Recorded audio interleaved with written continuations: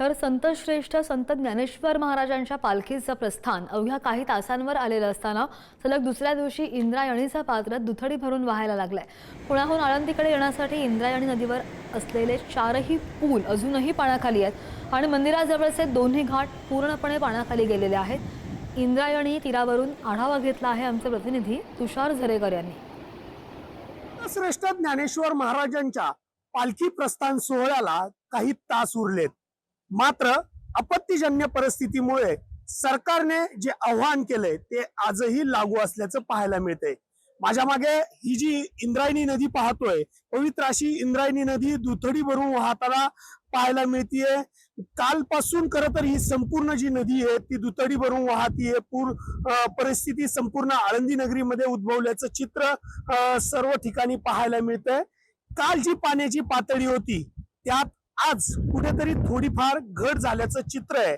मात्र आळंदीतील हे जे चारही पूल आहेत जे आळंदीला जोडले जातात, पुण्याकडनं येणारे हे चारही पूल आजही पाण्याखालीच असल्याचं चित्र आहे।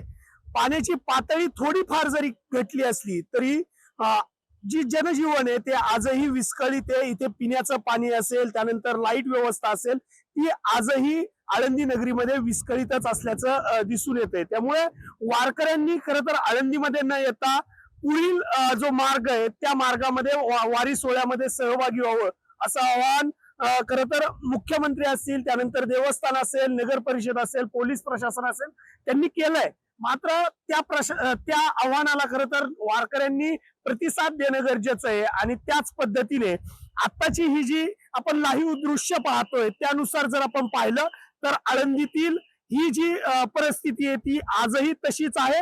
मंदिराला तीनही बाजूने आजही पाण्यानेच वेढलेलं आहे।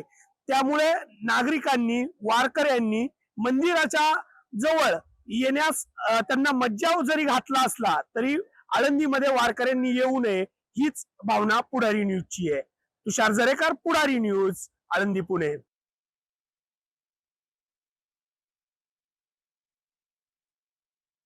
Thank you.